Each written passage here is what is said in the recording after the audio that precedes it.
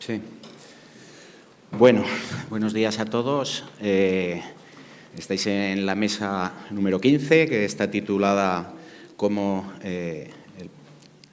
la Administración General del Estado y otras agendas. Bueno, primero me voy a presentar. Yo soy José Ramón Bergasa, soy arquitecto municipal de un municipio de La Rioja de Alfaro y responsable del Plan de Acción.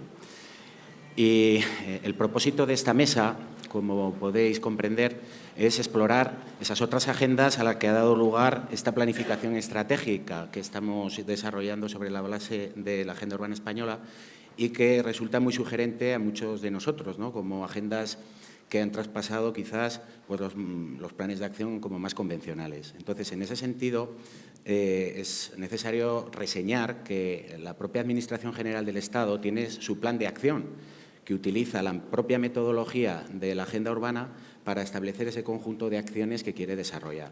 Bueno, pues os digo que dentro de esas acciones está la de simplificar la normativa, la de implementar y hacer que todos los municipios y comunidades y entidades y agentes desarrollemos una gobernanza distinta y, entre otras cosas, también es el intercambio de conocimiento, ¿de acuerdo? Entonces, es precisamente este foro y el motivo de la celebración de este foro el que cumple o viene a llevar a la realidad el propósito de transferir ese nuevo conocimiento, ¿de acuerdo?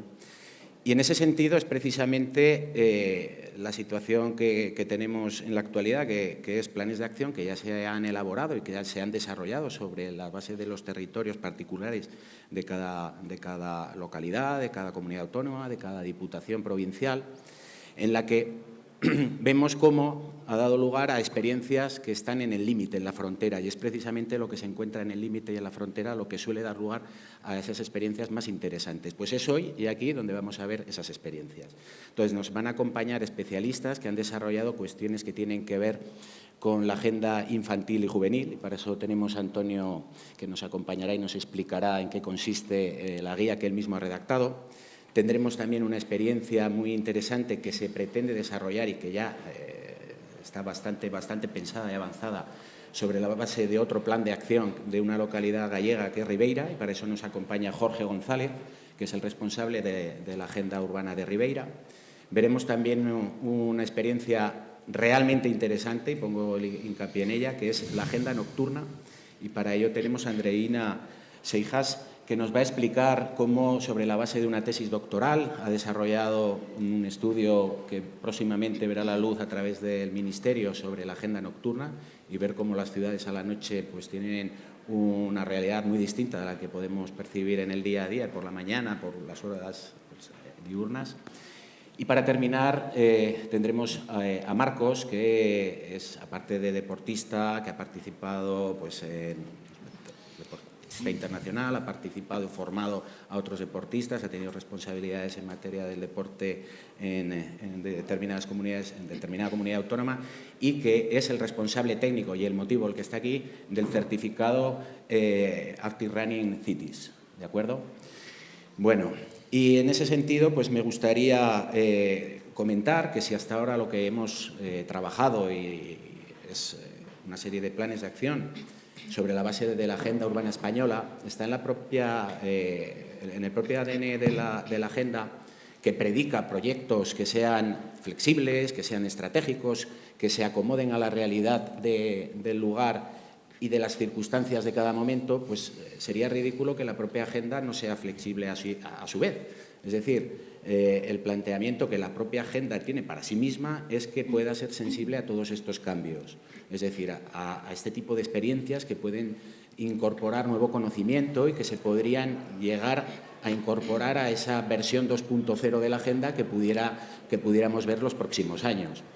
Bueno, pues en ese sentido, deciros que, y ahora voy a marcar una línea de tiza en el suelo para comentaros que si lo que os estoy hablando es del futuro y de lo que podemos ver e incorporar más allá, sí que tenemos unos antecedentes, que es lo que hemos trabajado hasta ahora. Bueno, pues lo que hemos trabajado hasta ahora está recogido en un catálogo que se denomina el Catálogo de Buenas Prácticas, que seguramente habréis tenido ocasión de ojearlo y que ha sido repartido en muchas de las bolsas que se han regalado a los ponentes. Es un catálogo de buenas prácticas que se ha desarrollado desde el Departamento de Regeneración Urbana y Urbanismo de la Universidad de Navarra y que Elena nos contará cómo hasta el momento es precisamente esas experiencias que se habían identificado en toda la geografía española y que se alineaban con cada uno de los objetivos específicos de la agenda urbana podían ser ejemplos que pudieran ser útiles para aquellos municipios que estaban elaborando y que están elaborando la agenda urbana, ¿de acuerdo?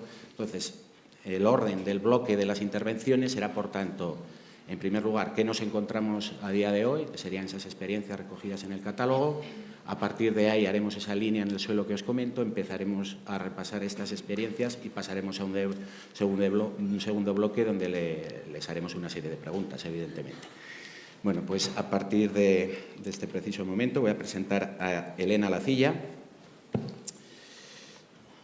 Elena Lacilla es doctora arquitecta, es profesora de urbanismo de la Escuela de Arquitectura de la Universidad de Navarra desde el curso 2021 y viene implementando la metodología de la Agenda Urbana Española en la docencia de grado y máster y ha colaborado con la Administración en proyectos de investigación relacionados con la implementación de la Agenda Urbana Española. La publicación más relevante relacionada con los trabajos que ha desarrollado sobre la Agenda es el Catálogo de Buenas Prácticas Urbanas en el marco de los objetivos de la Agenda Urbana Española. Tienes la palabra, Elena. Bueno, pues buenos días a todos. Muchas gracias, José Ramón, por la presentación. Y bueno, antes de nada, agradecer al Ministerio toda la organización de este foro, ¿no?, que está siendo multitudinario y exitoso, y todo el esfuerzo que lleva detrás toda esa organización y la oportunidad de poder formar parte de esta mesa. Muchas gracias. Como ha comentado José Ramón, empezamos a elaborar el catálogo de buenas prácticas y a mí me gustaría contar 3 cosas sobre esa elaboración. La primera de ellas, cómo surgió la iniciativa de hacer un catálogo de buenas prácticas urbanas, después cómo se elaboró, cómo se fraguó hasta el resultado final y luego cómo se está usando hoy. En cuanto a cómo surgió de una asignatura, además una asignatura pequeña porque es una optativa de quinto, que corresponde a la mención urbana, en la que eligen un grupo de alumnos y que, bueno, cuando planteábamos la metodología de la Agenda Urbana Española, luego pasábamos a hacer la parte práctica y la pregunta siempre era, danos referencias, ¿no?, para saber cómo implementarla, cómo poder llegar a esos objetivos estratégicos que, dichos de manera general, en abstracto, ¿no?, pues les sonaba bien y todos querían llegar a alcanzarlos, pero no sabían cómo materializarlos en los ejercicios prácticos, ¿no? Entonces, empezamos a pensar cuál era la mejor manera de presentarles a los alumnos esa batería de ejemplos de manera que entendieran a la vez la metodología de la Agenda Urbana Española, ¿no? Entonces, ahí, junto con José Ramón Vergasa, que también es profesor de la asignatura, empezamos a ver cómo elaborar ese catálogo sin que fuera una mera batería de ejemplos sin orden ni criterio, ¿no? Entonces, ahí empezamos a elaborarlo, ¿no?, a darle una vuelta y pensar cómo hacerlo. En ese caso, yo destacaría 2 cosas del catálogo de buenas prácticas urbanas. Uno es ese orden, cómo se ordenaron las buenas prácticas, y que fue destacar 2 buenas prácticas por cada objetivo específico. De manera que la Agenda Urbana tiene 30 objetivos específicos y se seleccionaron 2 por cada uno que los representara de manera directa, ¿no?, de tal manera que teníamos una recopilación de 60 buenas prácticas urbanas, 2 por cada uno de los objetivos específicos. Identificamos cada uno de manera directa, ¿no?, o sea, cada ejemplo identifica de manera directa cada objetivo específico, pero también elaboramos una matriz en la que se marcaba no solo el objetivo específico directo, sino aquellos que también representaba o que de alguna manera, de manera indirecta o secundaria, también se alcanzaba a conseguir otros objetivos. De manera que lo que nosotros llamamos matriz, que lo podéis ver en la página 18 y 19, es un mapa de todas esas buenas prácticas en la que se ve un poco ese objetivo de la metodología de la agenda, ¿no?, que es que sean acciones integradas, ¿no?, que no respondan solamente a un objetivo, sino que haya varios objetivos en una misma acción.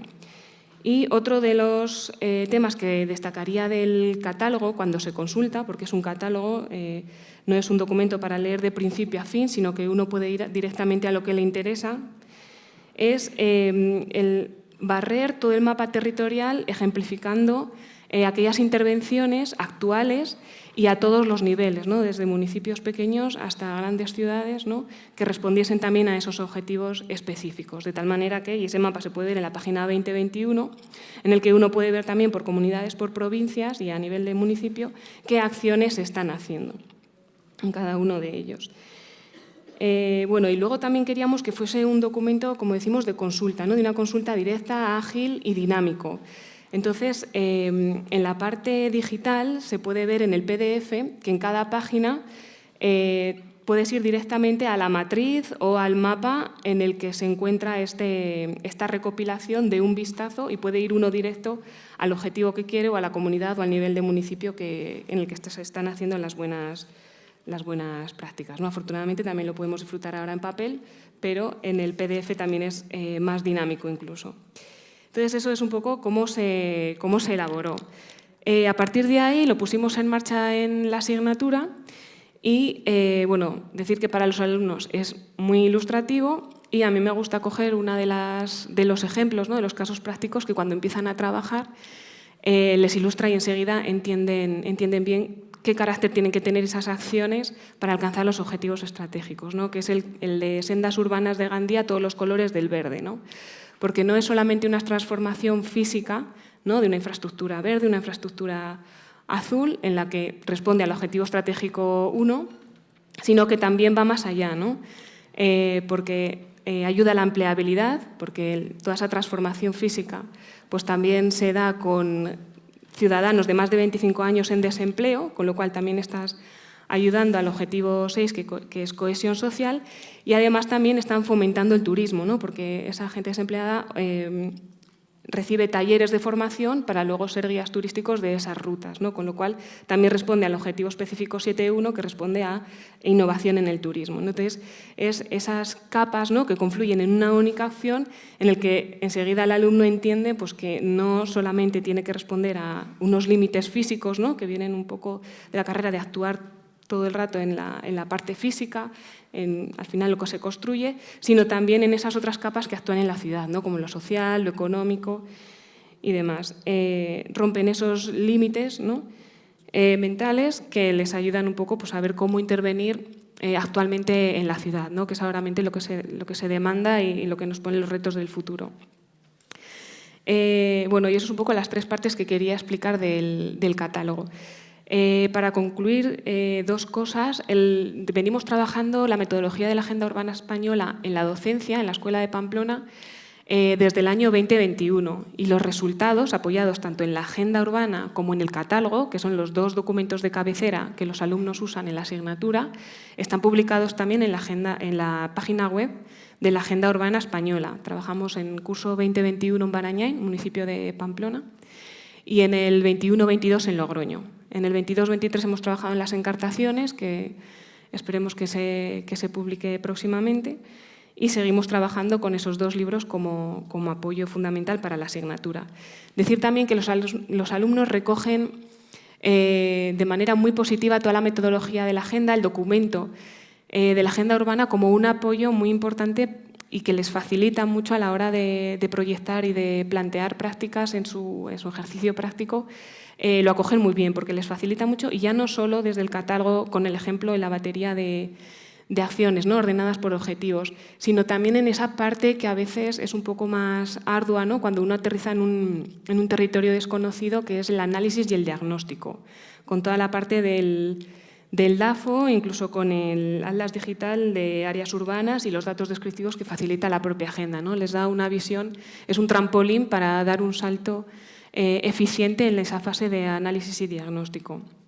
Y luego, por último, decir que para nosotros es pues bueno, muy favorables también pues bueno, ¿no? Y provechoso ver cómo no se trata solamente de un catálogo que queda dentro del aula, sino que a través de su publicación y a través del apoyo del Ministerio, ¿no? Que colaboró con nosotros desde que se enteró que estábamos elaborando este catálogo, pues que se trata también de una transferencia de conocimiento, ¿no? Porque el catálogo se empezó a elaborar en el momento en el que todavía no se habían empezado a hacer los planes de acción, y también desde el Ministerio y nosotros mismos pues valoramos que podía ser también interesante para aquellos técnicos o alcaldes que se encontraban elaborando ese plan de acción, ¿no? Y que podían ver cómo podían ser el carácter de esas prácticas, de esas acciones urbanas, ¿no? De carácter estratégico e integrado, al que se podía llegar, ¿no? Entonces, pues bueno, hicimos esa recopilación de las acciones más innovadoras y más actuales que se habían hecho en España hasta el momento,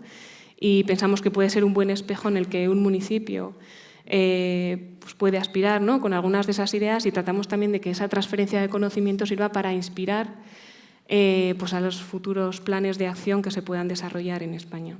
Y esperamos que sea útil para todos. Muchas gracias.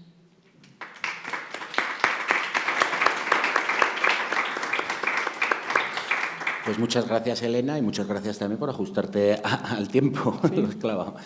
Bueno, pues como habéis visto, ha sido casi, bueno, yo explicaría que ha sido una carambola que ahí en la universidad pues se cruzaran determinadas personas en un determinado momento que fueran sensibles a esta nueva forma de trabajar y que quisieran incorporarlo dentro de la metodología docente de la asignatura, y en ese sentido pues Elena supo ver que tenía posibilidades, y la verdad es que yo creo que el futuro ha venido a dar la razón a esa decisión. Entonces, me gustaría que pudierais ver cómo los alumnos hablan de la terminología que cuesta, ¿no? Para la gente que llevamos años trabajando en el urbanismo, el ver cómo se defienden, cómo hablan de objetivos, cómo ven los proyectos transversales, atienden a cuestiones relacionadas con la actividad económica, con el turismo, con la topografía, con los transportes. Es muy interesante y muy enriquecedor y muy motivador. Bueno, pues dicho eso, vamos a pasar al segundo ponente, que nos hablará de la agenda infantil y juvenil, y paso a presentarlo. Él es Antonio Gervas de la Pisa, es maestro, licenciado en psicopedagogía, máster en dirección de centros educativos y máster en educación del carácter y educación emocional, entre otras cosas. Ha sido subdirector de varios colegios, profesor del máster de asesoramiento educativo familiar impartido en varios países, como España, México, Chile, etc. Y es autor de la guía didáctica de la Agenda Urbana Española, del libro Educa en positivo y lidera el cambio, y la guía didáctica para educar frente al racismo y la xenofobia, entre otras publicaciones. Además, yo te he seguido y sé que publicas en Instagram Dibu Pills, que es una serie de dibujos para estimular a los niños y a la educación. Tienes la palabra, Antonio. Muchas gracias. Bueno, ustedes ya saben que el tiempo pasa rapidísimo, y el tiempo de un niño también.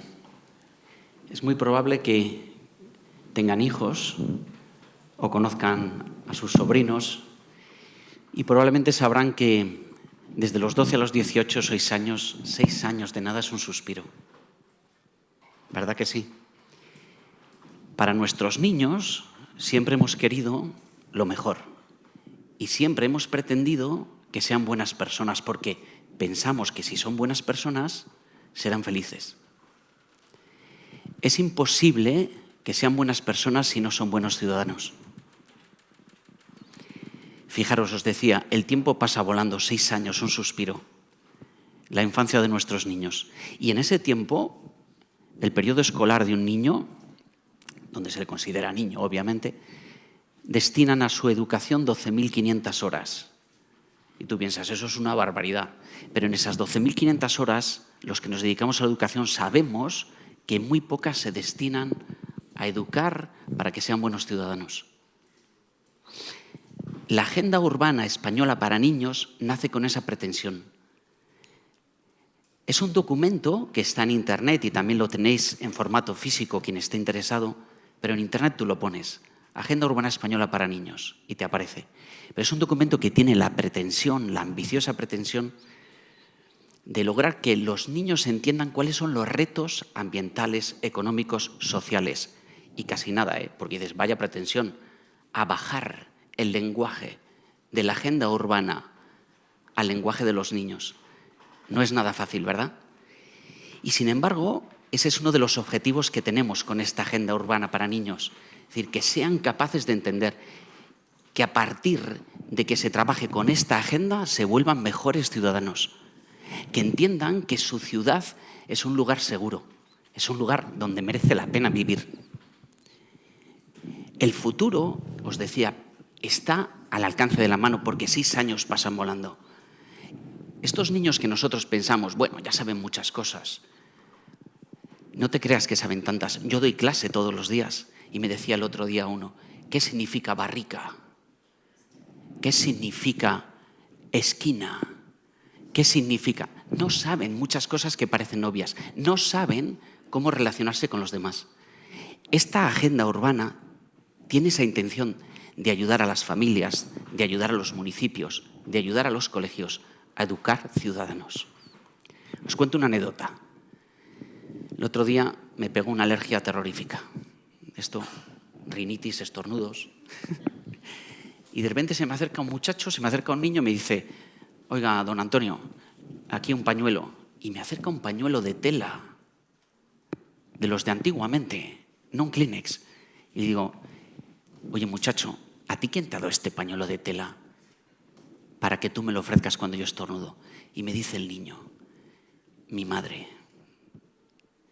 Pero otro día oigo como carraspea otro y otro niño se le acerca y le ofrece unos caramelillos de menta. Y le dice el otro, ¿y tú por qué llevas caramelillos de menta? Y le dice el niño, me los ha dado mi madre para gente como usted. El hacer caer en la cuenta a un niño de que él tiene gente a su alrededor que cuidar, tiene una ciudad con la que se tiene que corresponder, es importante. A esa labor de esas madres que ponen un pañuelo o unos caramelillos, se suma la Agenda Urbana Española para Niños, con 10 objetivos, 10 subobjetivos, que son preciosos. Os invito a verlos, no por las ilustraciones, sino por lo que cuentan en ellos. Y en todos los objetivos se adornan con una serie de datos asombrosos. ¿Por qué hemos querido que se adorne con datos asombrosos? Pues fíjense, hemos querido que sea así porque solo a partir del asombro nace la admiración y solo a partir de la admiración aparece el afecto. Yo solamente tengo afecto, o me es más fácil tener afecto a quien admiro. Y lo mismo ocurre con nuestras ciudades. Por eso, en la guía, los objetivos están adornados con esos datos asombrosos. ¿Para qué? Para que entiendan que su país, su ciudad, es asombrosa.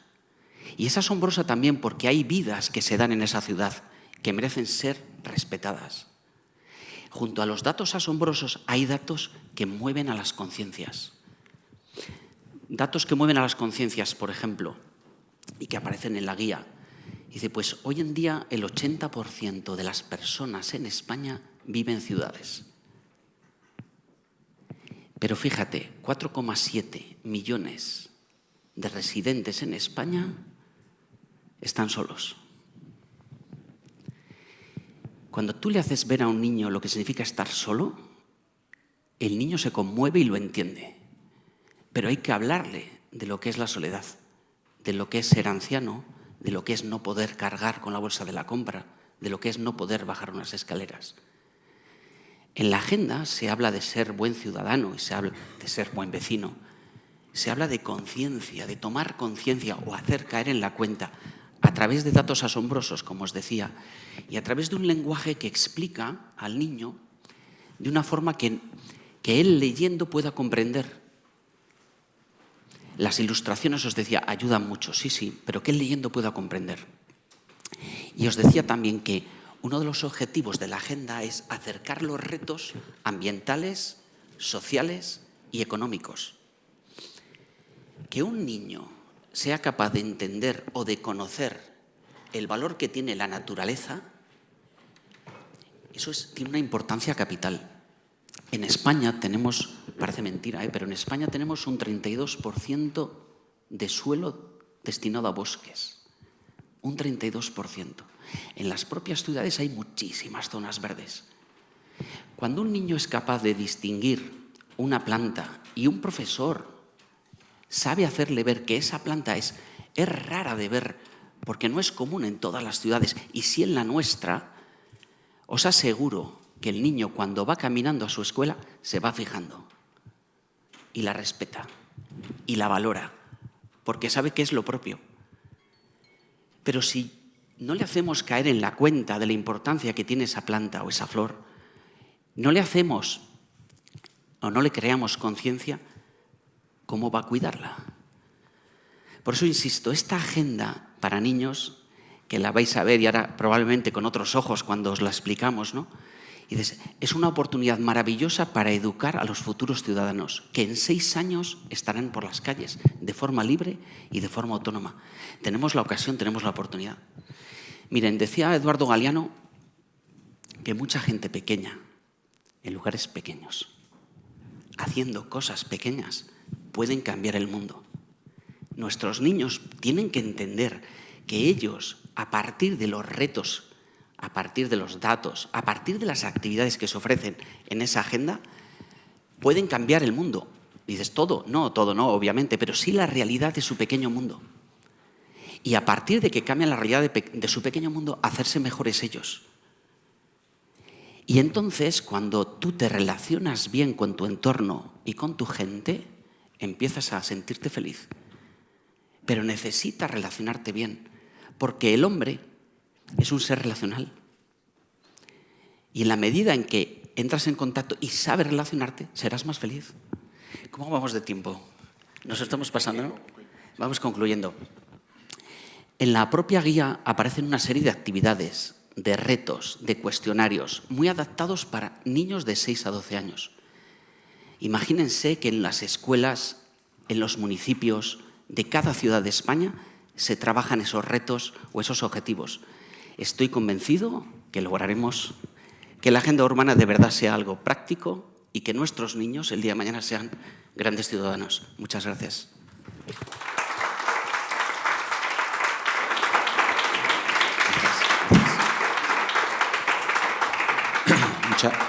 Muchas gracias, Antonio.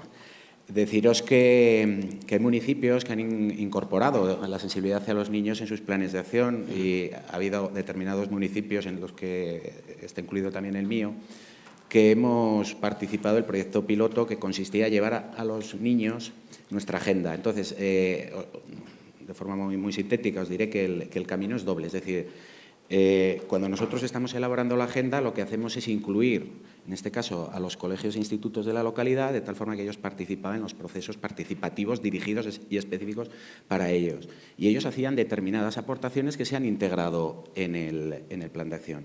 Y el camino inverso, que es que ellos, dentro del programa docente, utilizan la propia agenda como un documento más, como si fuera un libro más, para estudiar, analizar, comentar directamente en la clase, ¿de acuerdo? Entonces, la experiencia ha sido muy satisfactoria y muy enriquecedora. Bueno, dicho eso, vamos a pasar al tercer ponente, que es Jorge. Él nos va a hablar, como os he dicho, de la importancia que puede tener para determinados municipios el generar una marca de ciudad. Es decir, al final hay que comprender que en su día fueron los imperios, luego los estados-nación. Estamos en la época de las ciudades y en ese sentido municipios más pequeños deben de identificarse con el lugar de donde proceden, con sus características y utilizar precisamente esos recursos para diferenciarse del resto. Y, en definitiva, casi de alguna forma incluso competir, ¿no?, unos con otros, pero con un buen fin. Es decir, competir para que uno le obligue a mejorar al otro, no para que uno pise al otro, ¿de acuerdo? Y doy la palabra a Jorge y para ello voy a hacer su presentación. Jorge González Mariño es interventor adjunto e interventor general y jefe del área de planificación, presupuestos y fondos europeos del Ayuntamiento de Ribeira. Es coordinador y responsable técnico de la EDUSI de Ribeira, coordinador de la red Impulso, de la red de iniciativas urbanas y ciudades inteligentes, entre otras muchas cosas. Es licenciado en ADE por la Universidad de Vigo, máster en Administración Local por el INAP y diploma de directivo de la Xunta de Galicia por la Escuela Gallega de Administraciones Públicas. Jorge, tienes la palabra. Vale, muchas gracias por la presentación. Bueno, en primer lugar quería agradecer a la directora general, Nuria Matarredona, y a Sonia Hernández por la invitación que me han hecho para participar en esta mesa. Y, como no, pues es un orgullo también por representar al Ayuntamiento de Ribeira en este foro de ámbito nacional, urbano. Ribeira es un ayuntamiento pequeño, es un ayuntamiento de 27.000 habitantes, pero inquieto. Y a la vez voy a tomar prestadas las palabras que hoy le escuché a Teresa Riesgo en las dos ponencias, la secretaria general de la Red Impulso a la que pertenecemos, que es un ayuntamiento motivado. Entonces, permitirme hacer una retrospectiva para situarnos. Y explicar de dónde venimos y hacia dónde vamos. En Ribeira se ha cambiado la metodología de trabajar internamente en el año 2011 porque nos presentamos una convocatoria de fondos europeos en el Plan Operativo 2007-2013. Entonces, a partir de ahí, pues, hemos diseñado pues, una serie de planes o proyectos que nos han ayudado a llegar a donde estamos ahora, como puede ser el Plan de Movilidad Urbana Sostenible, que éramos de los pocos de Galicia que lo tuvimos, un Plan de Accesibilidad Universal, sacamos a licitación una S energética, cambiamos por tecnología LED todos los puntos de luz del municipio de golpe, el segundo ayuntamiento de Galicia, hemos elaborado un PACES, etc. Entonces, esto nos ha llevado a realizar una serie de planes sectoriales estratégicos. Bueno, es que en este foro las dos palabras que más estoy escuchando es planificación estratégica. Bonitas palabras, difícil implantación.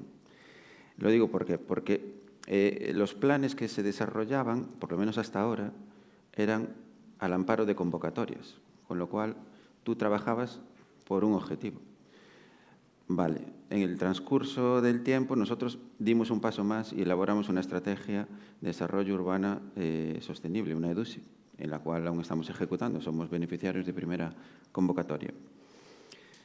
Todo ello nos ha servido para generar un bagaje y una experiencia dentro del ayuntamiento y tener capacidad para poder acudir a nuevos retos o nuevos fondos. Nosotros fuimos actores partícipes de la elaboración del Plan de Acción Local del Eixo Atlántico, que es un ente transfronterizo que une ayuntamientos de Galicia con el norte de Portugal.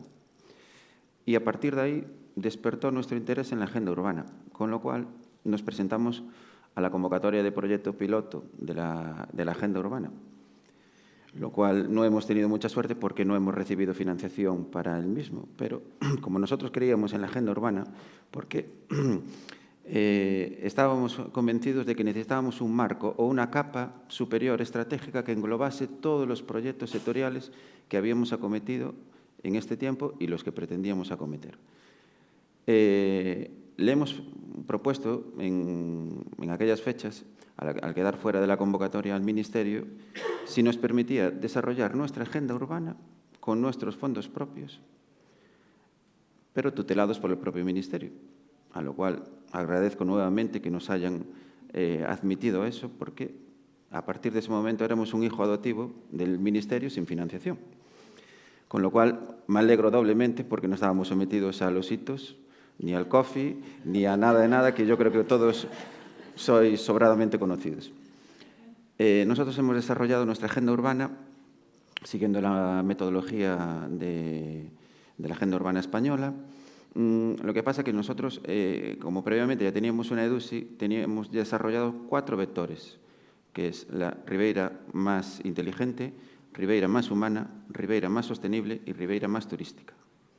De hecho, tenemos un plan de sostenibilidad turística también que lo hemos conseguido antes de desarrollar la agenda urbana. Por eso me refiero al marco o a la capa que debe unir todo eso y abrazarlo. Digamos, la fase de desarrollo de la agenda urbana y su plan de acción se hizo con participación ciudadana, vamos a ver, siguiendo la metodología, con los 4 vectores que están alineados con los 10 ejes estratégicos propuestos por la Agenda Urbana Española y que descansan en los 30 objetivos específicos de la propia agenda. La hemos abierto a la ciudadanía, como he dicho.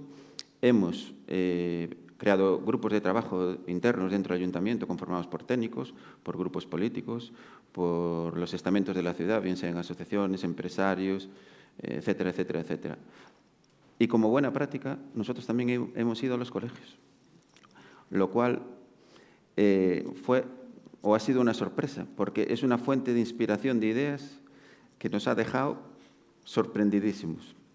Una ya por el agrado y el acomodo y la ilusión con la que han cogido el tema que le fuimos a presentar de la Agenda Urbana de Ribeira, porque queríamos que se plasmase en el documento pues, las necesidades, las inquietudes o cómo veían ellos la ciudad del futuro.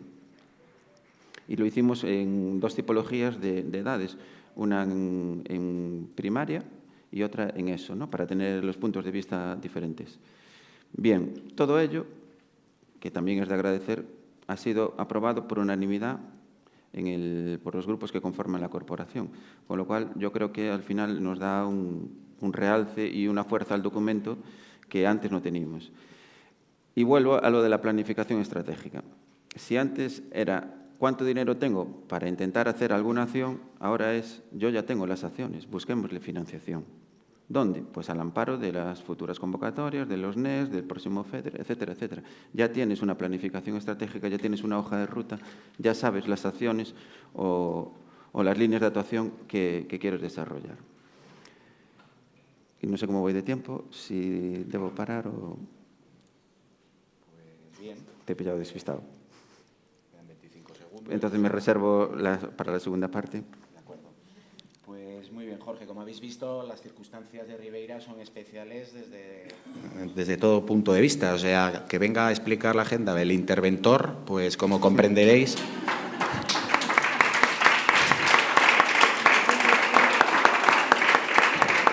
Para mí lo querría, y me imagino que para muchos de vosotros también, ¿no?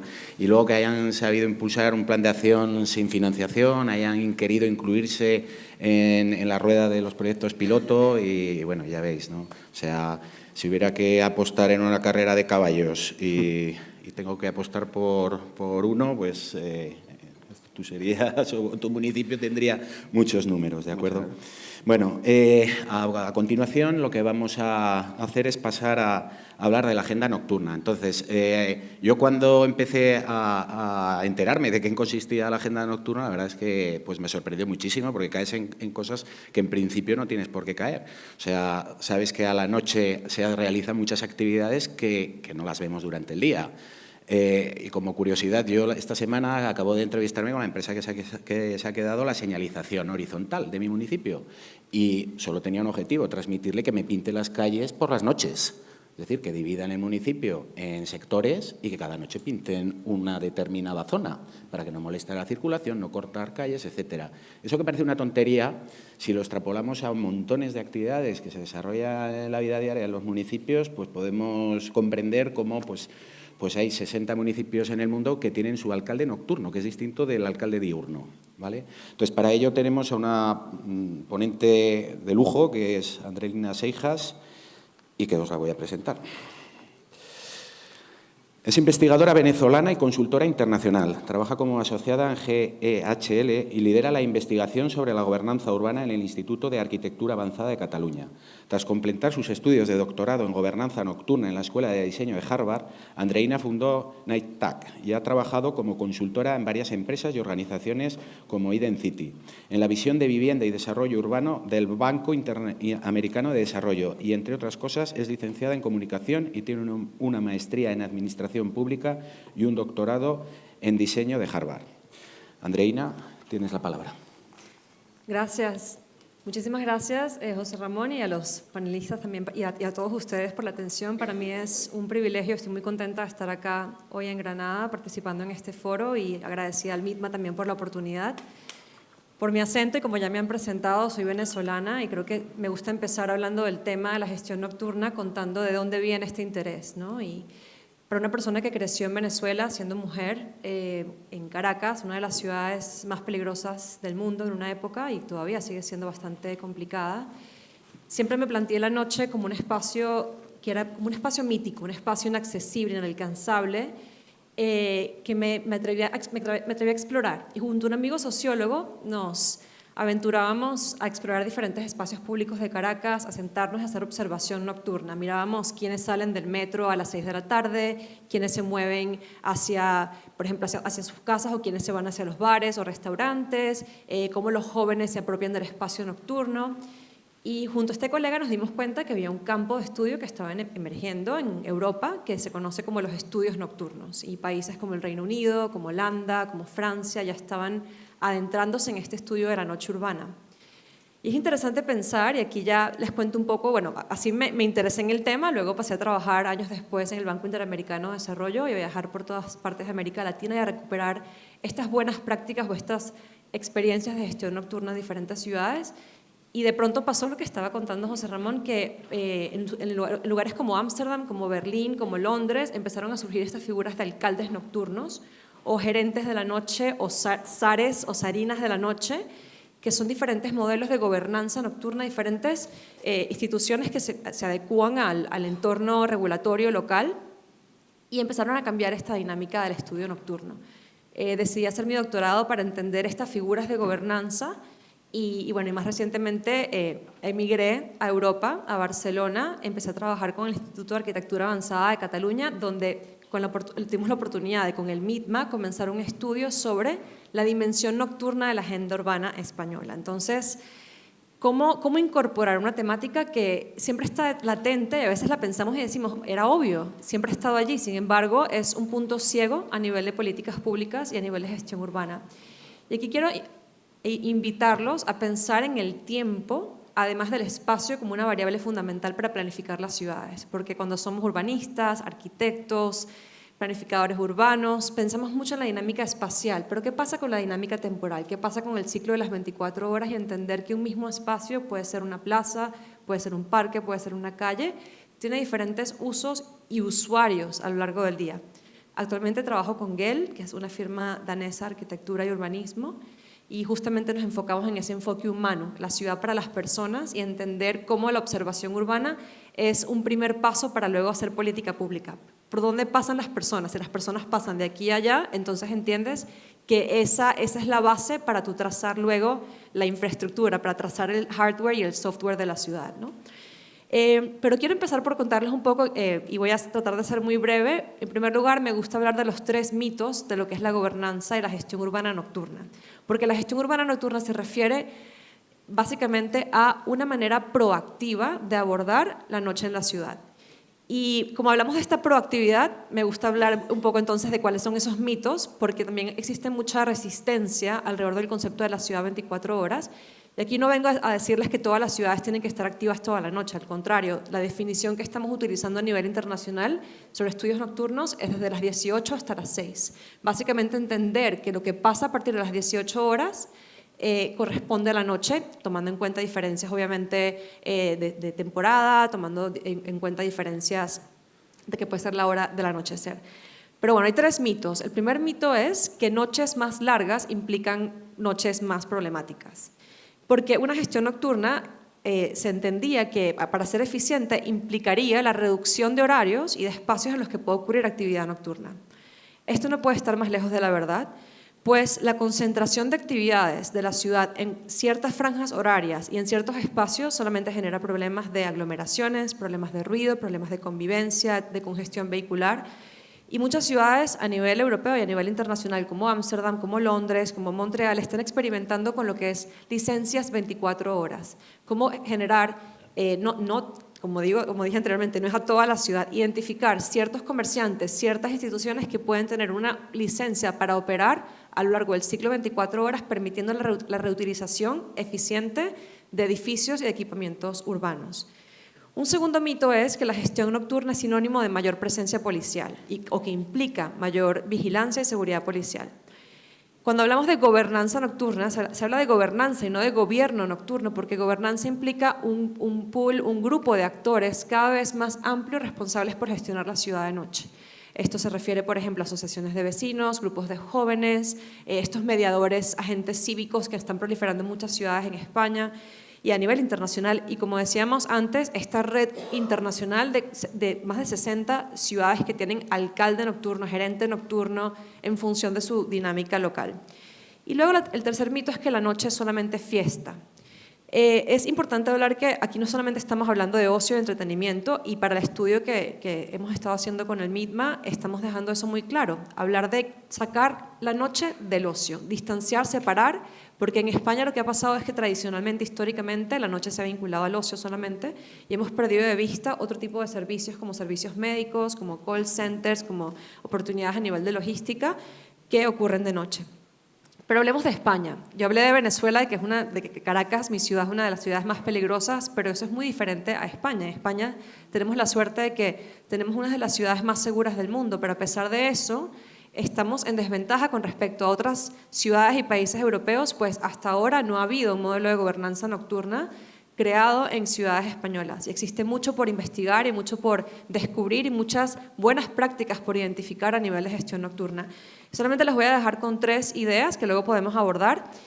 A nivel económico, es importante pensar que la gestión nocturna es una oportunidad para la gestión sostenible de recursos y la economía circular. Pensar, por ejemplo, en todo lo que es el comercio digital, el de última milla y todo lo que implica la actividad nocturna en estos sectores. Desde el punto de vista social, no olvidar que la noche es el espacio fundamental de formación de identidades para los más jóvenes. Sin embargo, es interesante también pensar que la noche es un espacio compartido, como también hay una serie de estudios ahora a nivel español de reforma horaria, la necesidad de pensar en los ritmos circadianos y cómo las personas que trabajan de noche tienen una implicación a nivel de salud.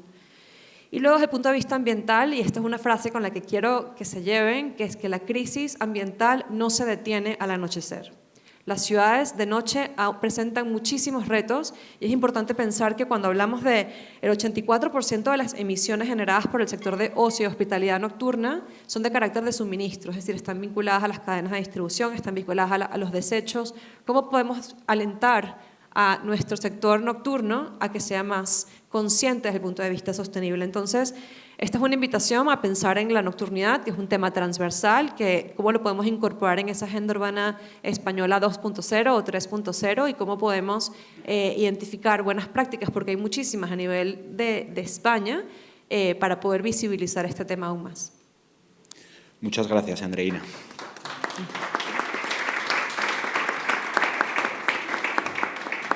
Como habéis podido comprobar, pues pensar en la noche puede aportar pues novedades a nuestra planificación y si tenemos en cuenta además dónde estamos y los efectos que produce en nuestro país el cambio climático y cómo a veces preferimos echarnos la siesta y salir o trabajar por la noche porque tenemos mejores condiciones, comprenderemos que quizás parte de una buena planificación futura es contar con lo que podemos hacer en esas horas.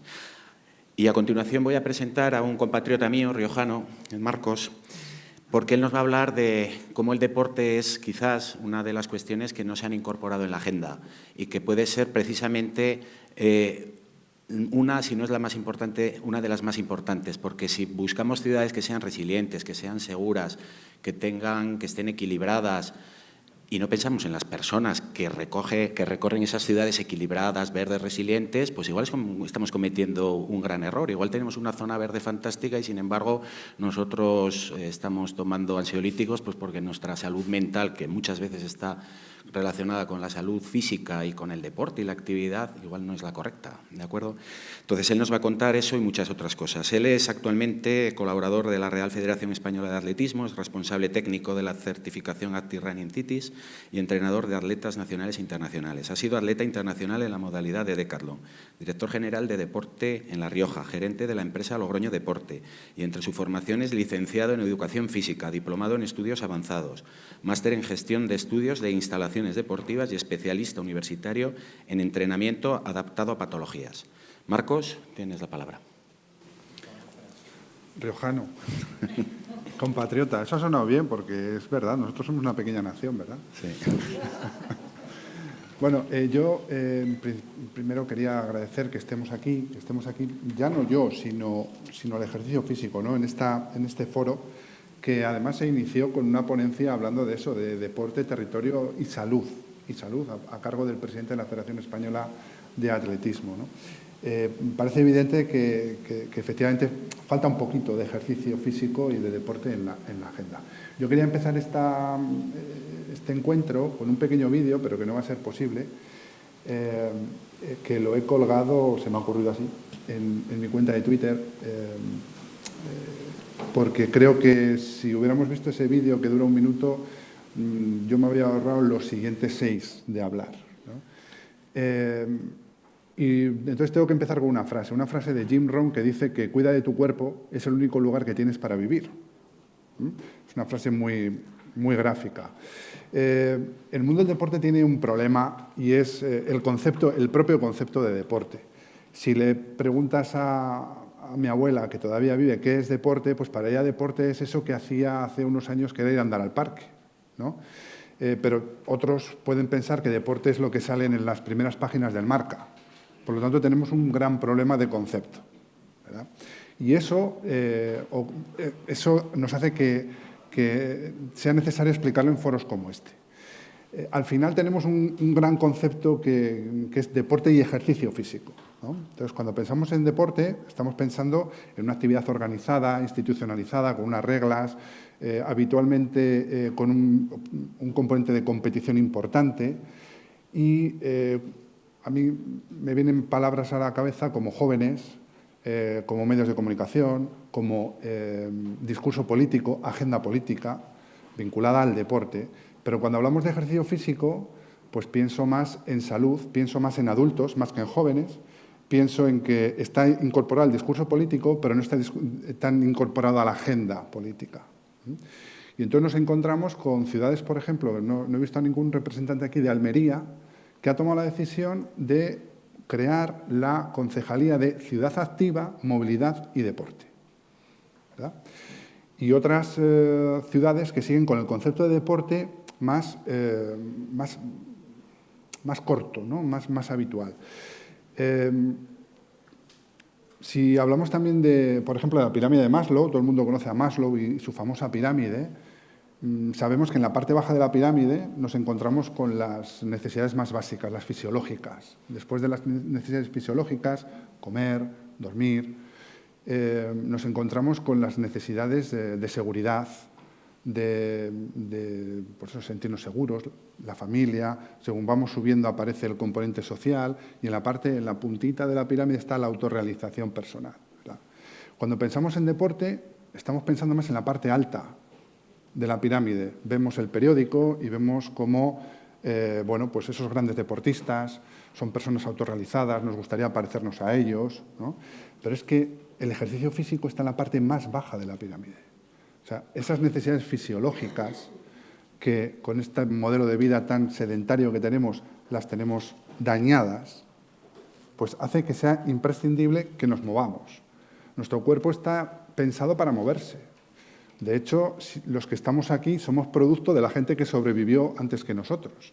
Y sobrevivió a base de recorrer muchos kilómetros para buscar comida o de correr delante de los leones.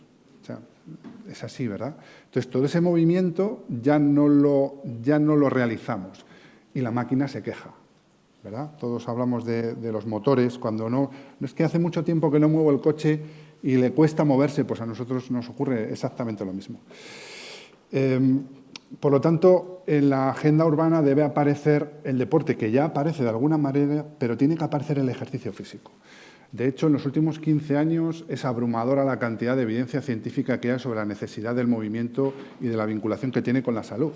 O sea, hay datos que son como que, por ejemplo, una mujer tiene un 70% más de posibilidades de tener un cáncer de mama si es sedentaria versus si es activa.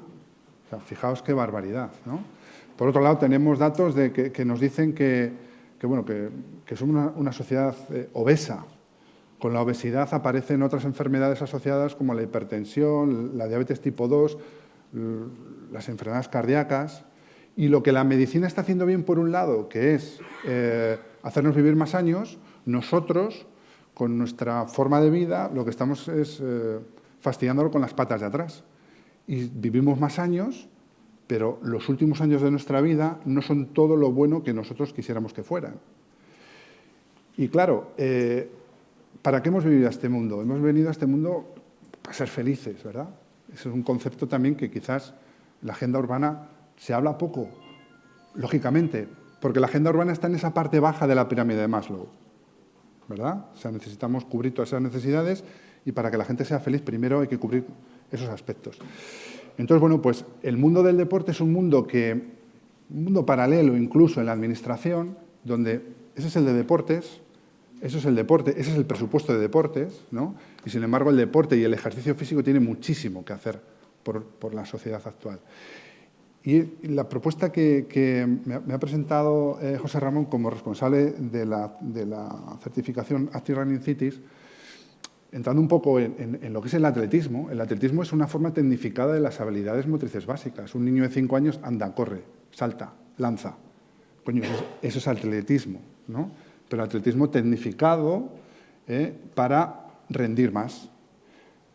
Pero si nos movemos de esa manera, vamos a hacer que los ciudadanos se muevan de esa manera, que anden, que corran, que hagan ejercicio. Y para eso las ciudades también tienen que adaptarse. Y la certificación, precisamente lo que pretende es eso, lo que pretende es pues, alentar a los municipios a que tengan unos parques donde la gente pueda andar y pueda correr, y eso se haga de una manera organizada, con una línea o con una propuesta de sentido común, donde todo el mundo tenga cabida. Y entonces creemos que el deporte tiene mucho que hacer por los municipios, más allá de lo que ahora mismo es considerado, que es una parte muy concreta en la que el presupuesto se gasta en el equipo de fútbol, las goteras del polideportivo y los sueldos de quien trabaja en el deporte municipal, ¿no? Entonces, o al deporte le dan más dinero o para gastar, para invertir en los municipios, o hay otras áreas de los municipios que también deben entender que el deporte va mucho más allá y que es la salud la que está en juego, ¿no? Y me habrán sobrado un par de minutos, seguro. Lo he esclavado.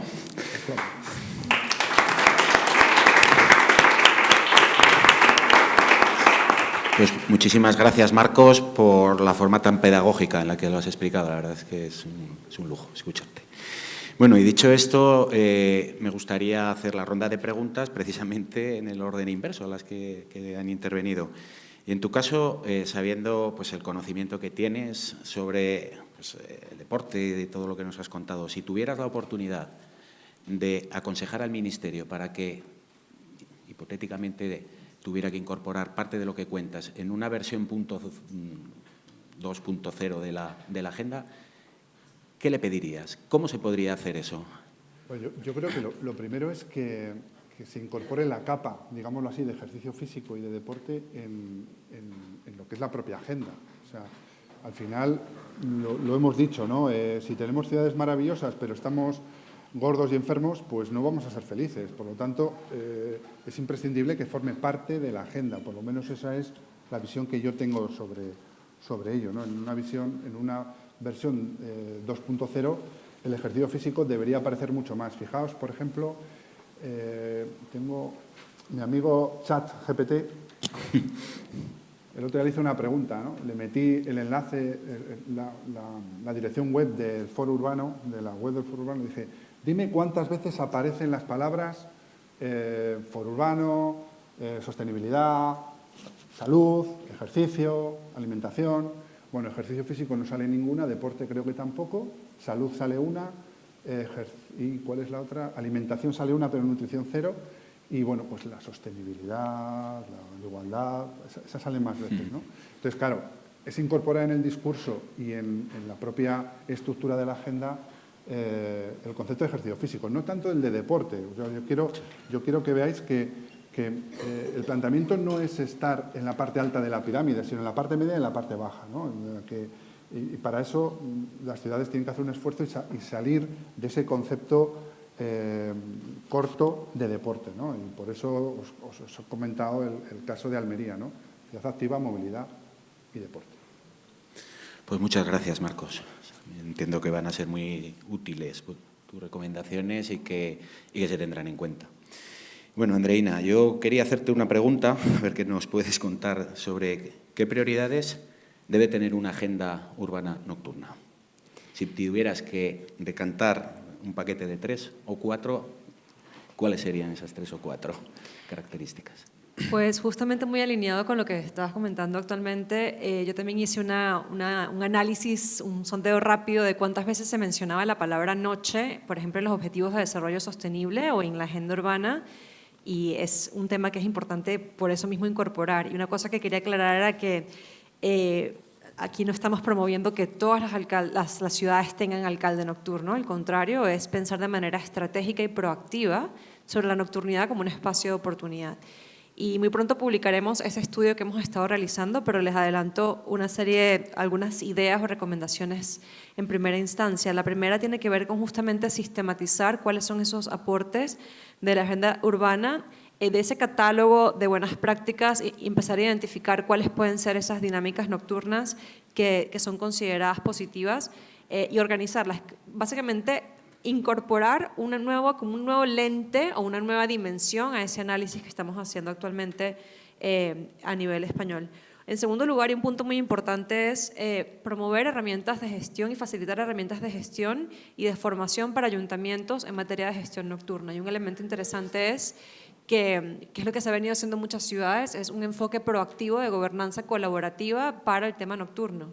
Lo que han hecho muchas ciudades es incorporar herramientas como, por ejemplo, grupos focales o mesas de diálogo en las que se incorporan diferentes grupos de la ciudad. Por un lado, obviamente, actores del sector del gobierno local, por otro lado, residentes o representantes de barrios y distritos de la ciudad, por otro lado, representantes del sector nocturno, más tradicional de ocio, pero también otros sectores, como decía anteriormente, y además darle voz y participación a los jóvenes. Y es muy importante incorporar estas herramientas de gestión y de planificación urbana colaborativa en el marco de la noche. Y por otro lado, una idea también, y creo que un elemento interesante que podrías compartirse en este marco de intercambio de conocimiento, justamente plataformas de intercambio de conocimiento y de compartir esas buenas prácticas a nivel español. Ya existen precedentes, por ejemplo, dentro de la red Urbact, dentro de las nuevas redes que se han generado de temáticas de Urbact, hay una de ciudades nocturnas, de la cual forma parte Málaga, junto a otras ciudades europeas como son Tallinn, como es París, como es Braga en Portugal. Es interesante pensar cómo a nivel español se podrían crear también grupos de diálogo de ciudades desde el punto de vista de temática nocturna. Pero bueno, lo dejo allí y como les comentaba, muy próximamente publicaremos el estudio y podrán conocer otras recomendaciones también en este sentido. Pues muchísimas gracias, Andreina. Y Jorge, mi pregunta es muy sencilla. ¿Cómo consideras tú que contribuye tener una agenda urbana para llenar de contenido la marca ciudad? Bueno, yo creo que la marca ciudad es algo importante de cara a la agenda urbana porque representa una imagen diferencial. Es decir, sería aplicar pues la estrategia de City Branding para crear un posicionamiento de la ciudad, una creación de valor. Ya sabemos que todas las ciudades son distintas por su geografía, por su cultura, sus ciudadanos, su turismo, etcétera. Pero tenemos que encontrar un elemento diferenciador que, al amparo de la agenda urbana que nos haga totalmente diferentes y que se identifiquen todas las acciones que en ellas se contienen. ¿Cómo se puede realizar? Pues pienso que a través de 3 etapas. La primera sería la construcción de la identidad urbana, basándonos en la identidad particular de cada ciudad, recogiendo toda su historia, como ya he dicho, sus culturas. En definitiva, que los ciudadanos se vean reflejados propiamente en el documento de la agenda urbana, a través de la participación. En segundo lugar, sería el diseño de imagen de la identidad urbana. Con dicha participación, que todas sus inquietudes o necesidades en la fase de diagnóstico se plasmen en el propio documento. Eso dará lugar a un empoderamiento de la propia ciudadanía, que se verá reflejado en una tercera fase de implementación, que es buscar un logo, una imagen, un pequeño contenido que refleje todas las inquietudes y posicionamientos de la ciudad. En fin, yo creo que habría que apelar al sentimiento, que no es una cuarta fase, pero que sí es transversal en todas, que es el sentimiento de identidad, el sentimiento de pertenencia a la propia ciudad, el que genere un orgullo a la propia ciudadanía de pertenecer a la ciudad y todas las acciones que pretende llevar el Plan de Acción Local de la Agenda Urbana. Pues muy bien, Jorge. Lo vamos teniendo cada vez más claro. Y bueno, Antonio, en relación a los niños, la agenda infantil y la agenda juvenil, ¿crees que puede ayudar en la educación la agenda? Evidentemente estamos viendo que sí. ¿Podrías seleccionar o elegir qué 3, 4 elementos consideras tú que la agenda mejora más en la educación?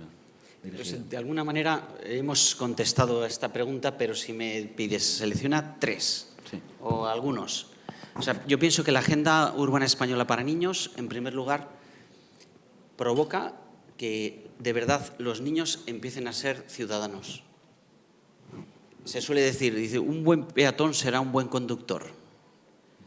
Un alumno, un niño que empieza a educarse en ser un buen ciudadano, el día de mañana lo será. O sea, en primer lugar, persona respetuosa con el ambiente y con el entorno que le rodea. cuida no solamente a las personas que están a su alrededor, sino también los bienes inmuebles que hay en tu propia localidad. Y además del cuidado y del respeto, construyo, quiero decir, procuro aportar. Y aparece aquí esa segunda idea de tenéis que ser ciudadanos participativos. Gente que no se conforme con yo cuido, no, yo aporto para que sea mejor. Por eso, en esas dos ideas, primero respeto, segundo participación. Y eso al final es una responsabilidad de todos, quiero decir, de los niños también, de los adultos, que somos los que cuidamos mayor.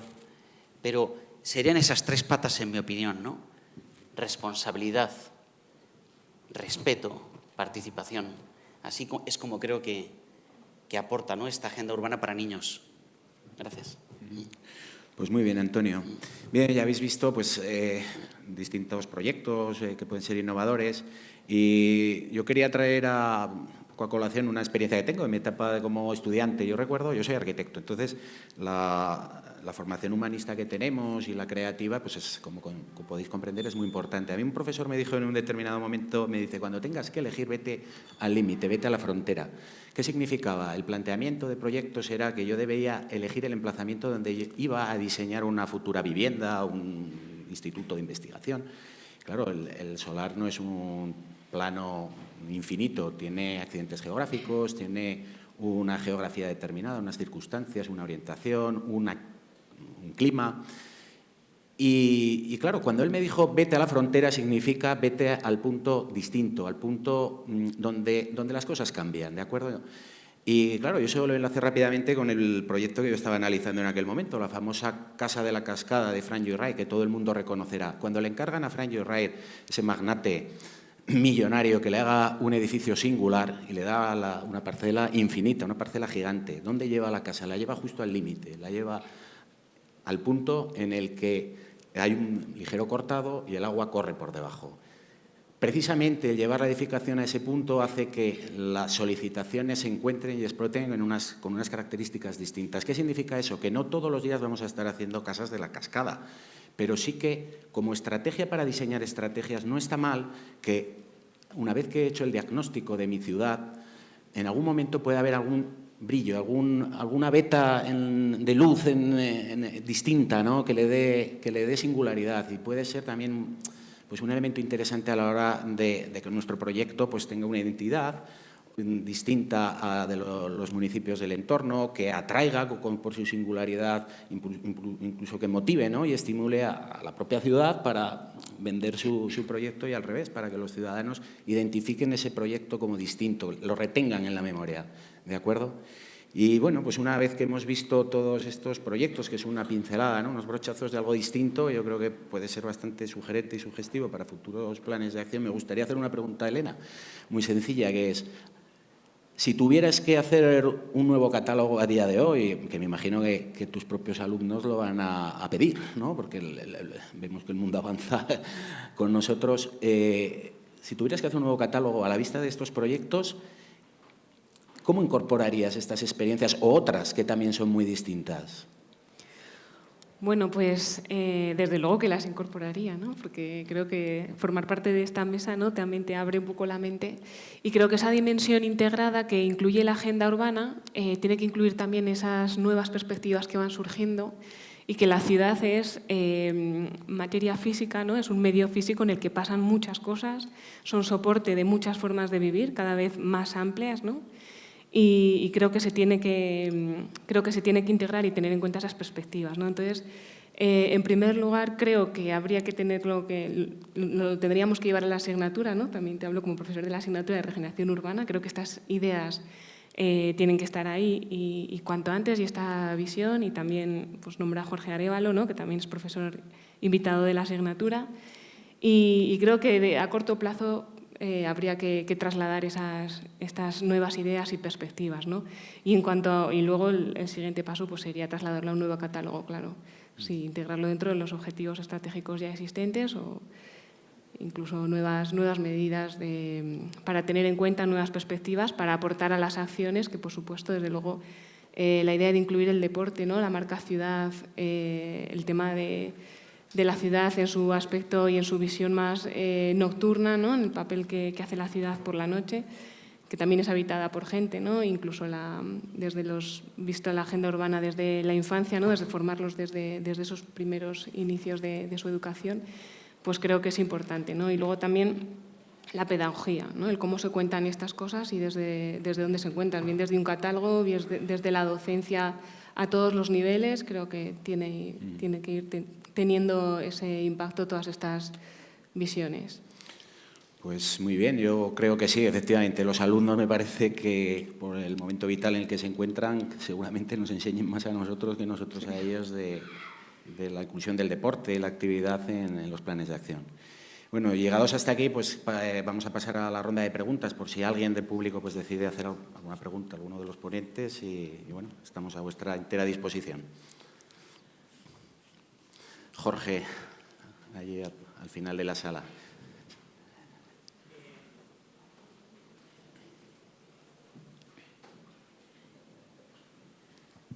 Gracias. Yo, bueno, más que una pregunta, es una aportación en el sentido de la experiencia en el desarrollo de diferentes agendas urbanas, y es que a lo mejor en la agenda urbana española no aparece, ¿no?, el concepto de salud o el de deporte directamente, aunque sí que es cierto que estos días lo estamos escuchando frecuentemente y en muchos de los planes de acción de agendas urbanas creo que es un concepto que sí que se ha trasladado, ¿no?, a nivel de línea estratégica, porque ha tenido, ¿no?, el concepto de salud tiene la capacidad de integrar aspectos que realmente son muy relevantes, ¿no?, en la cotidianidad y también desde la perspectiva local, tanto vinculadas a la actividad física como a otras cuestiones que están siendo muy útiles, ¿no?, desde el concepto de la salud está siendo muy útil para implementar políticas urbanas, por ejemplo, relativas a la movilidad, ¿no? Desde esta perspectiva de la ciudad activa, del concepto de saludable, vinculado precisamente a esta cuestión de la actividad física, se están pudiendo incorporar aspectos de movilidad que confrontan modelos muy asentados culturalmente y que, ¿no?, desde esta línea de trabajo ha sido muy útil. Entonces, comentar o aportar que creo que sí que tiene una presencia muy extendida, está teniendo una presencia muy extendida en las diferentes, ¿no?, agendas urbanas que se están desarrollando, aunque no haya una mención explícita en la propia agenda urbana española. Pues sí, en fin, entiendo que todos opinaréis lo mismo. Es decir, nosotros ni inventamos la rueda, las cosas están, no, los hábitos diarios son los que son, va muy relacionado el ejercicio. Es una paradoja, es decir, tratamos de alcanzar una mayor calidad de vida que va acompañada, en la mayoría de los casos, con una pérdida del ejercicio. ¿Por qué? Pues porque inicialmente nuestros abuelos no tenían otra forma de transportarse a sí mismos y las mercancías que su propio cuerpo. Sin embargo, cuando tienen la evolución de la sociedad, tienen acceso a los vehículos, parece ser que ir en un vehículo pues termina siendo lo habitual. Y sin embargo, llega un momento en el que esa gráfica cambia, ¿no? Es al revés. Es decir, precisamente lo que relaciona una situación de un alto o una sociedad más sofisticada es, al contrario, el hacer este ejercicio. Marcos. Yo estoy totalmente de acuerdo con lo que dices, pero digámoslo así, que la presencia en la agenda urbana es por aclamación popular. O sea, porque es la propia sociedad o la administración, los municipios, los que necesitan incluir proyectos de este tipo y acaban encajándolo en alguno de los objetivos, ¿no? Pero la agenda urbana a mí me parece una herramienta fantástica que lo que pretende en gran parte es ser una guía. Entonces, en la guía tiene que, desde mi punto de vista, el ejercicio tenía que estar más claro para que efectivamente esté ahí desde el principio, ¿no? Y luego, teniendo en cuenta ese problema terminológico que tenemos con el ejercicio y con el deporte, que esté presente ayuda a que las políticas que se pongan en marcha tengan sentido ya no solo desde el punto de vista del deporte más deporte, sino de todo. O sea, si está escrito y si hay una guía, se está colaborando con la evangelización. O sea, porque para mí el problema conceptual es importante y en la agenda política el deporte tiene mucho peso, pero no tanto desde el punto de vista de la salud como desde el punto de vista del ocio y de los jóvenes, ¿no? Y cada vez está más claro que los que estamos aquí, más que deporte, hacemos ejercicio, ¿no? Sí. Espera que te van a acercar un micrófono para que puedas grabarse la pregunta.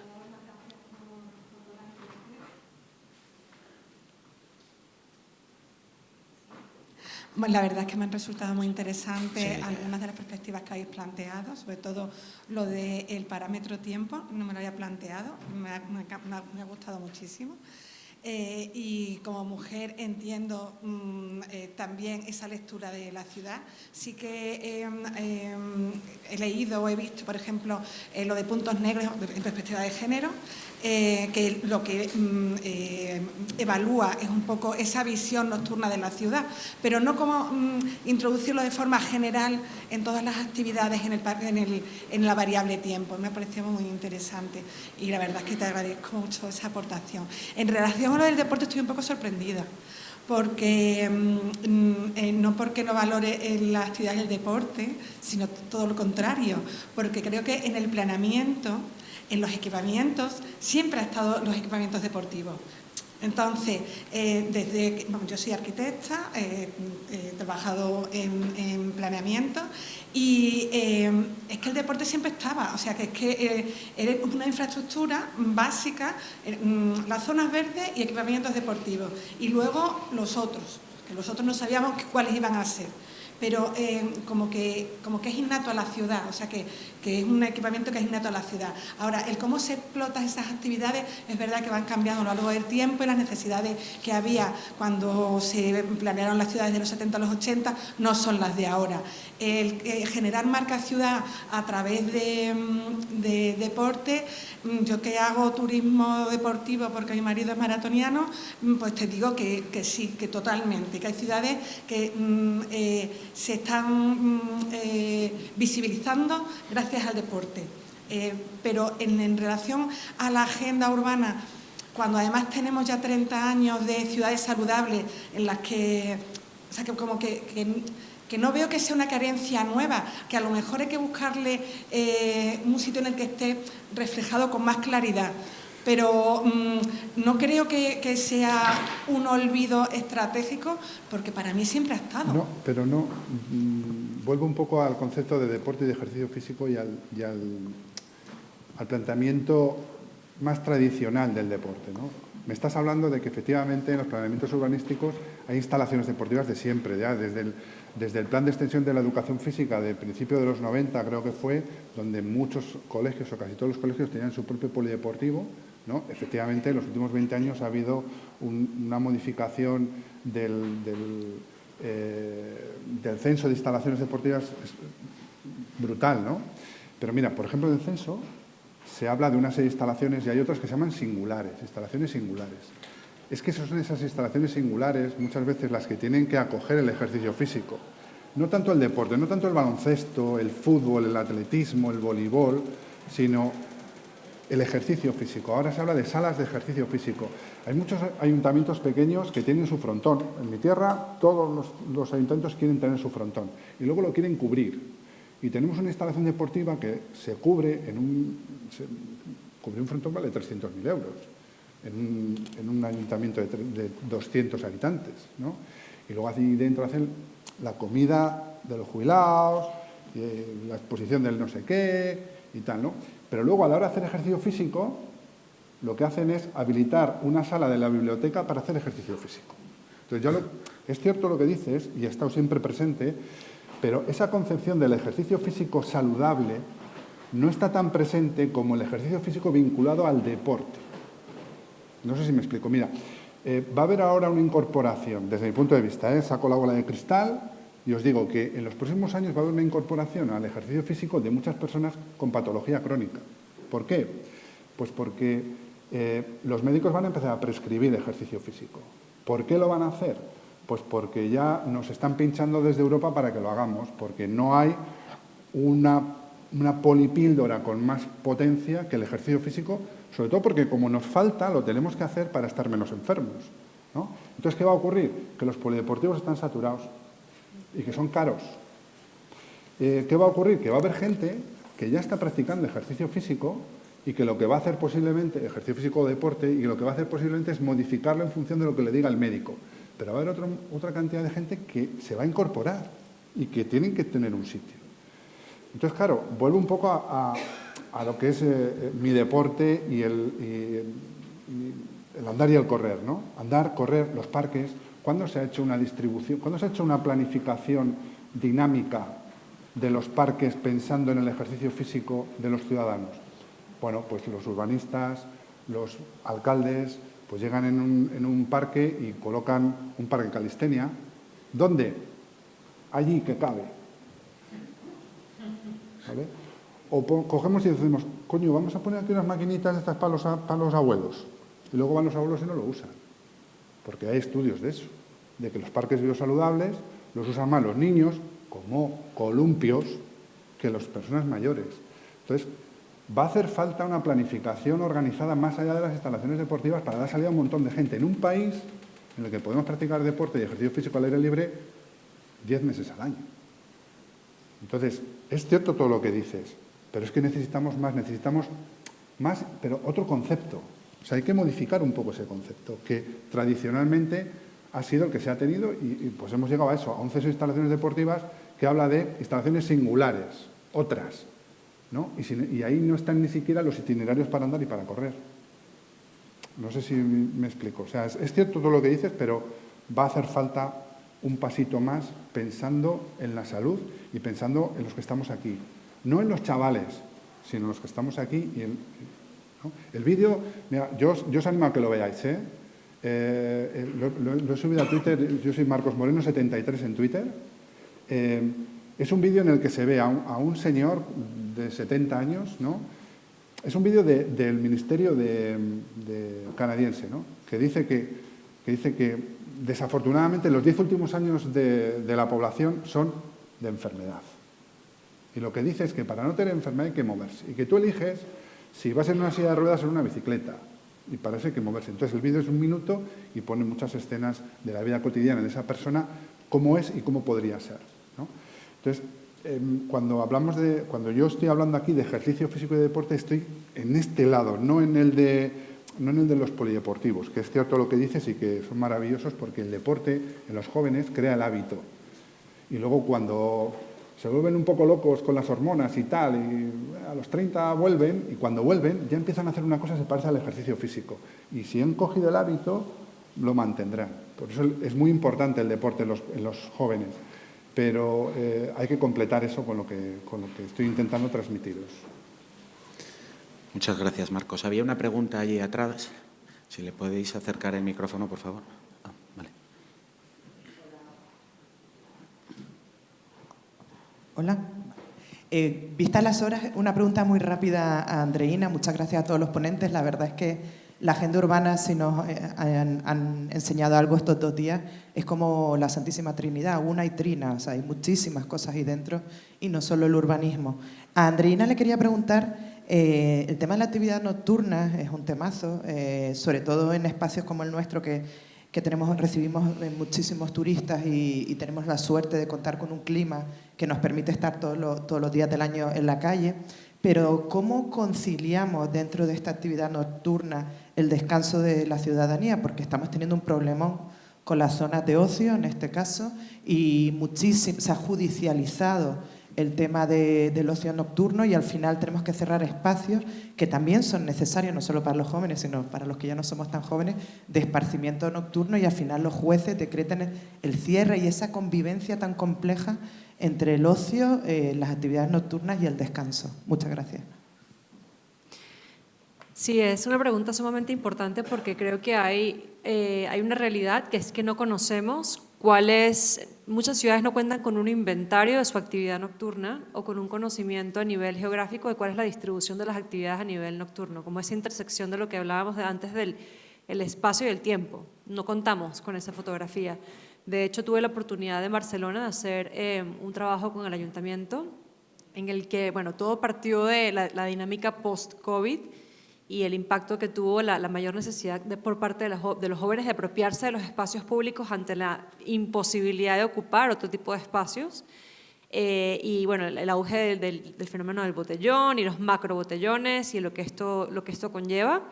Pero también nos llevó a entender que había que hacer un estudio de cuál era la vida nocturna, la evolución de la vida nocturna en una ciudad como, en este caso, Barcelona, y entender que muchos de los establecimientos que hoy en día existen en Barcelona vienen de la época de los Juegos Olímpicos. Fueron licencias que se concedieron hace 30 años y que no se ha actualizado ese inventario de activos nocturnos. Entonces, creo que hay una tarea, como decía antes, proactiva que hacer, que las ciudades hagan ese inventario, que analicen a ver qué tenemos, no solamente espacios privados, sino qué espacios públicos se pueden usar de noche, incluso para deporte nocturno, qué equipamientos se pueden, en qué horario funcionan los equipamientos, a qué hora cierra la biblioteca, a qué hora cierra el polideportivo. Actualmente vivo en Francia y en Francia tenemos el año que viene tenemos en París los Juegos Olímpicos y hay toda una temática de ampliar los horarios de los parques y de espacios públicos para poder también hacer frente a las temperaturas que estamos viviendo, ¿no? Hoy en día también hay una realidad muy clara que es que no solamente se prolonga el verano como lo estamos viviendo actualmente, sino que también vamos a tener que abocarnos a la noche para poder socializar más y cómo la ciudad y los gobiernos locales actúan como los facilitadores de ese proceso. Identificar entonces cuáles son esos activos públicos y privados a nivel nocturno y cómo se pueden distribuir de una manera más eficiente. Muchas gracias. Una última pregunta y ya... No, adelante.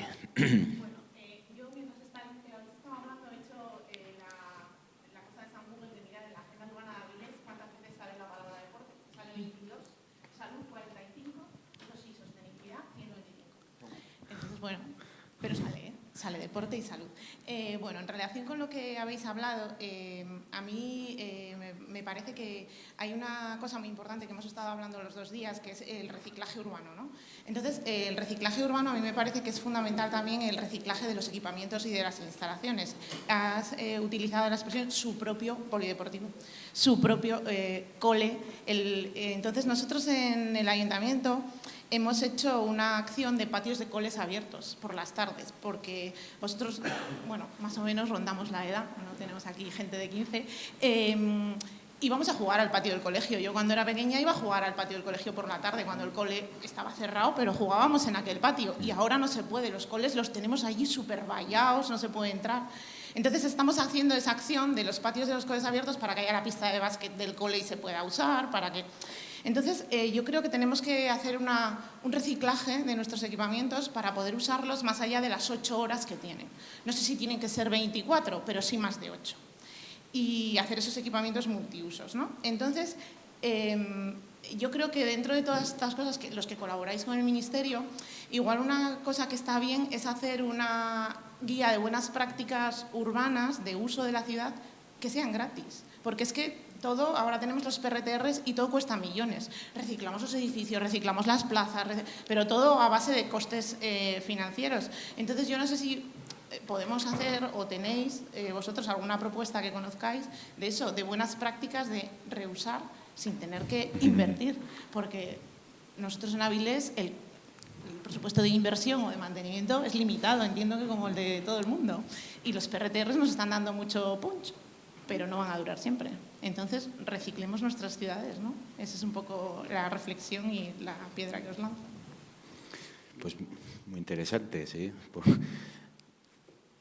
Voy a cerrar la mesa a propósito de la última intervención. Mira, nosotros y muchos ayuntamientos lo que hacen es compartir sus instalaciones. O sea, nosotros cuando llegó la crisis, yo veía que en Alemania, en el Bayer Leverkusen, comparte el estadio, no como aquí. Es decir, una misma ciudad, si tiene 2 equipos de fútbol en primera, comparten el mismo estadio, porque tú juegas, una semana juegas en casa y en la siguiente eres visitante.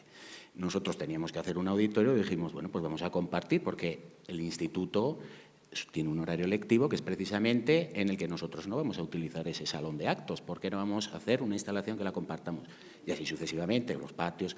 Conclusión, que me parece muy interesante tu aportación, un catálogo de buenas prácticas de ingenio para tratar de que, bueno, que rentabilicemos más los recursos. Sería una propuesta muy interesante. Bueno, con esta última pregunta e intervención cerramos la mesa y muchísimas gracias por haber asistido y muchísimas gracias para los ponentes. Gracias.